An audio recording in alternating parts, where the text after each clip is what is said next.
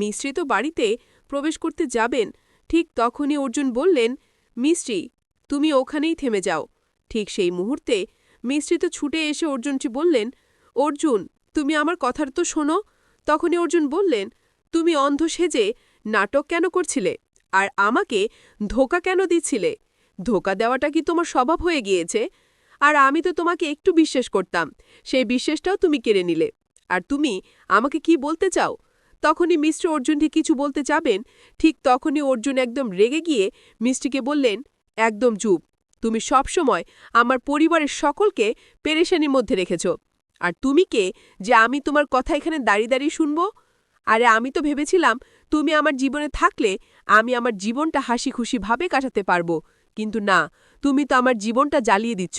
আর হ্যাঁ, আজ আমি একা জ্বলব না, আমার সাথে সাথে আমাদের এই সম্পর্ক আমি জ্বালিয়ে দিব। এরপরে তো অর্জুন টাকার ব্যাগ নিয়ে এলেন এবং সেই সাথে বললেন, আমি চাইছিলাম না পুরনো অর্জুন রূপে ফিরে যেতে, কিন্তু তুমি আমাকে বাধ্য করেছ। আমি সবসময় অন্যের তালাক করিয়েছিলাম, আর প্রত্যেকটা কেসে আমি কোর্টে জিতেছিলাম। তবে আজ আমাদের তালাক হবে।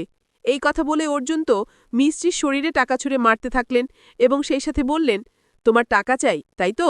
উঠিয়ে নাও এই টাকাগুলো, আর ডিভোর্স পেপারে সাইন করো, আর এক্ষুনি তুমি এই বাড়ি থেকে এবং আমার জীবন থেকে সারা জীবনের জন্য বেরিয়ে যাও।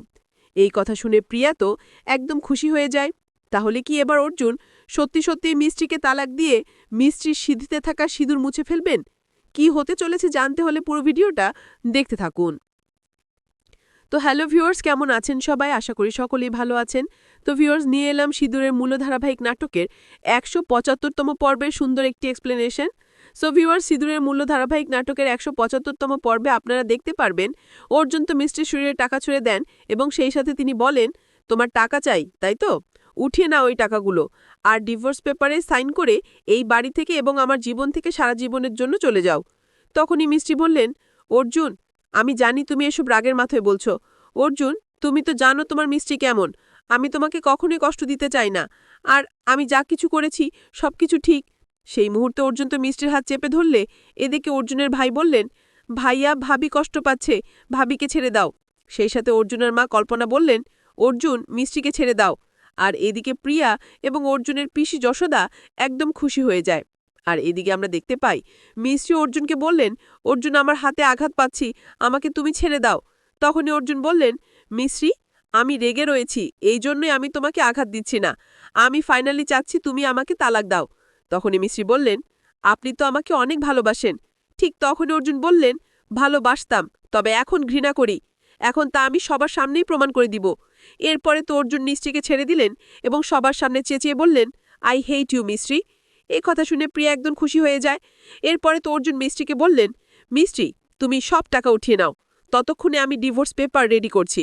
আর হ্যাঁ, টাকা যদি কম হয়ে যায় তাহলে আমাকে জানাবে, আমি এক্ষুনি দিয়ে দিব, কেননা আমি দ্বিতীয়বার তোমার মুখ দেখতে চাই না।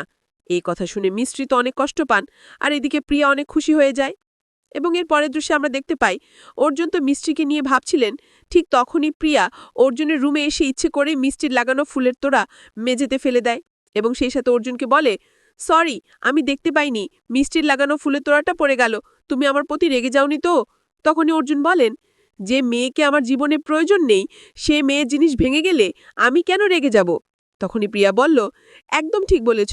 এরপরে তো প্রিয়া অর্জুনকে বলে, অর্জুন, ওই মিষ্টির জন্য তুমি সহ এই পরিবারের সকলেই পেরেশানির মধ্যে আছে। তবে এই পেরেশানি দূর হয়ে যাবে তুমি আর আমি যদি বিবাহ করে নেই।